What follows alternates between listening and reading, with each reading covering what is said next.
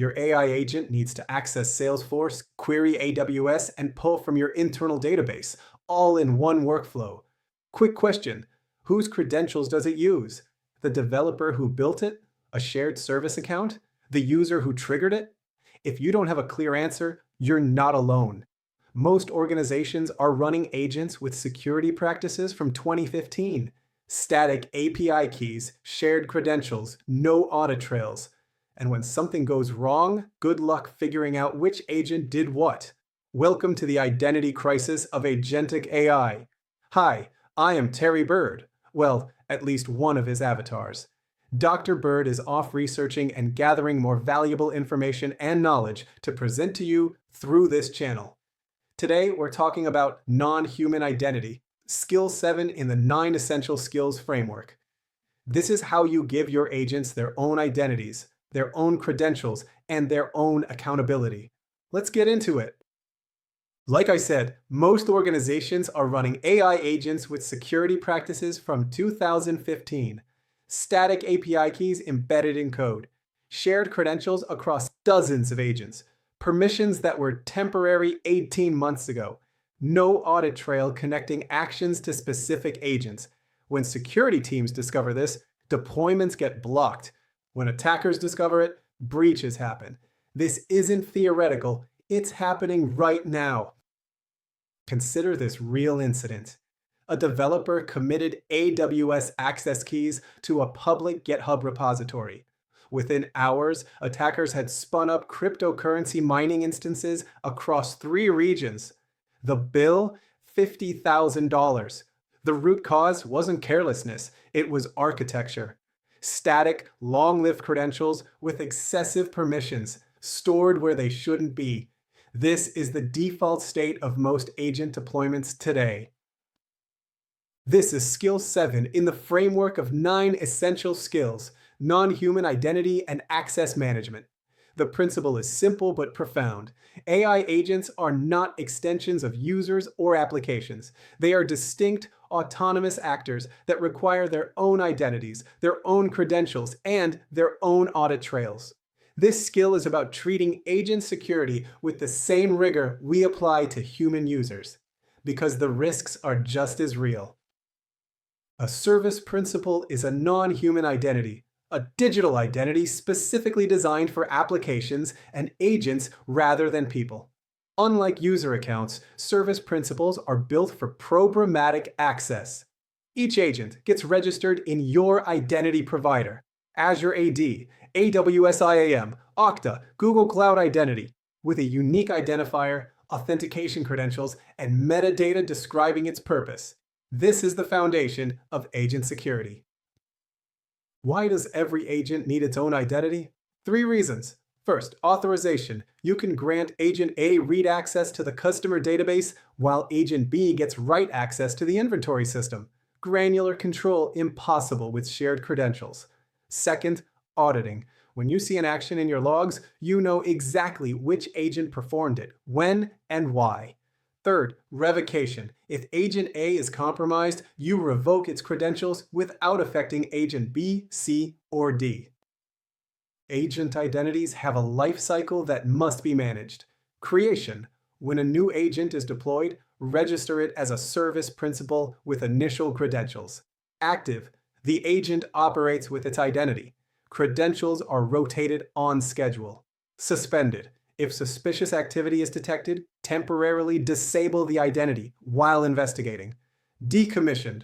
When an agent is retired, permanently delete its identity and revoke all access. Orphaned identities. Agent identities that outlive their agents are security risks waiting to be exploited. In multi-cloud or cross-organization scenarios, agents need to authenticate across trust domains. Identity Federation solves this using standards like SAML, OIDC, and OAuth 2.0. An agent authenticated in Azure AD can access resources in AWS without storing AWS credentials. The identity providers have a trust relationship. This is essential for modern architectures where agents span multiple clouds, partner systems, and organizational boundaries. Static API keys are a security liability. They don't expire. They can be copied. They end up in Git repositories, config files, log messages. Once leaked, an attacker has permanent access until someone notices and rotates them, which often takes months. Dynamic credentials flip this model. Instead of storing secrets, agents request temporary credentials on demand from a secrets management system. The credential works for an hour, then expires automatically. The flow works like this. The agent authenticates to a secrets manager, HashiCorp Vault, AWS Secrets Manager, Azure Key Vault, using its service principal identity. The secrets manager verifies the identity and checks authorization policies. If approved, it mints a fresh credential, a database password, an API token, a certificate. This credential has a built-in expiration, maybe 1 hour, maybe one use. The agent uses it immediately, and even if it's somehow leaked, it's worthless after expiration. For high-risk operations, add just-in-time access. The agent requests credentials for production database writes. Instead of automatic approval, the request goes to a human via Slack, PagerDuty, or a custom approval system. The human reviews the request, approves it, and the credential is issued for a limited time window, maybe 30 minutes. Every JIT access request is logged, creating a complete audit trail of who approved what and when. Credential rotation and revocation complete the picture. Even dynamic credentials should rotate on a schedule, daily, weekly, depending on sensitivity. Automatic rotation ensures that even compromised credentials have limited lifetimes. Emergency revocation allows instant invalidation when an incident is detected. The agent's credential stops working immediately, preventing further damage. This is the difference between a contained incident and a catastrophic breach. The principle of least privilege is simple. Grant only the permissions required for an agent-specific function, nothing more. An invoice processing agent needs read access to the invoices table. It doesn't need write access. It certainly doesn't need access to the payroll table, the HR system, or the production database. If the agent is compromised, the attacker can only do what the agent was allowed to do. Least privilege limits the blast radius. Scope-based access control makes least privilege operational. Using OAuth 2.0 or similar protocols, tokens are issued with explicit scopes. Calendar read, but not calendar delete. Email send, but not email read. The resource server validates the token scopes before allowing any operation. If the scope isn't present, access is denied. This creates fine-grained, verifiable permission boundaries that travel with the credential itself. Policy-based access control takes this further. Policy engines like Open Policy Agent or CEDAR make dynamic authorization decisions based on context, not just who's asking, but when, from where, and for what purpose. An agent might have permission to access customer data during business hours, but not at 3 a.m. Permission to read data from the US region, but not EU. Permission to process orders up to $10,000, but requiring approval above that threshold. Context-aware security. Here's what overprivileged agents look like in practice. A customer service agent with database admin rights because the developer needed to test something once. A workflow agent with access to production and development because someone copied the config from another project. An analytics agent that can write to any table because it was easier than figuring out the right permissions. Each one is a breach waiting to happen. Regular permission audits are essential. Let's see this in a successful implementation. A financial services firm deployed agents for transaction processing. High stakes, heavily regulated. Every agent has a unique service principal in Azure AD. Credentials come from HashiCorp Vault, valid for 1 hour maximum. Access is scope-based. Agents can read account balances, initiate transfers up to a limit, but cannot approve their own transactions. The result?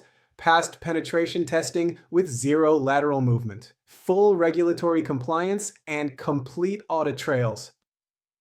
Service mesh security provides another powerful pattern. Using Istio or Linkerd, every agent gets a cryptographic identity, an X509 certificate issued by the mesh. All agent-to-agent communication is encrypted with mutual TLS. Both sides verify each other's identity before exchanging data. The mesh handles certificate rotation automatically. Even if an attacker compromises the network, they can't impersonate agents or intercept communications. Behavioral analytics for non-human identities is the next frontier. Apply the same user and entity behavior analytics techniques used for human accounts to agents. Machine learning models learn each agent's normal patterns, what APIs it calls, when it's active, what resources it accesses. Anomalies, and agents suddenly calling unfamiliar APIs, accessing data outside its normal scope, operating at unusual hours, trigger alerts. This catches compromised agents before they cause damage. Your implementation checklist. First, register every agent as a unique service principal. Second, replace static credentials with dynamic secrets from Vault or equivalent. Third, implement least privilege with explicit scopes for every permission. Fourth, enable JIT access for high-risk operations. Fifth, establish credential rotation schedules. Sixth, conduct regular permission audits. Seventh, deploy behavioral analytics for anomaly detection. Each layer strengthens the security posture. The pitfalls are predictable and avoidable. Static API keys embedded in code, we've covered why this fails. Shared credentials across agents, impossible to audit, impossible to revoke selectively. Overprivileged agents, granting admin access because it's faster than figuring out the right permissions. No credential rotation, credentials that are years old. No revocation capability, unable to stop a compromised agent instantly. Each one is a ticking time bomb. Consider the lateral movement incident. A customer service agent was compromised through a prompt injection attack. Normally, that would be contained. The agent could only access customer service data.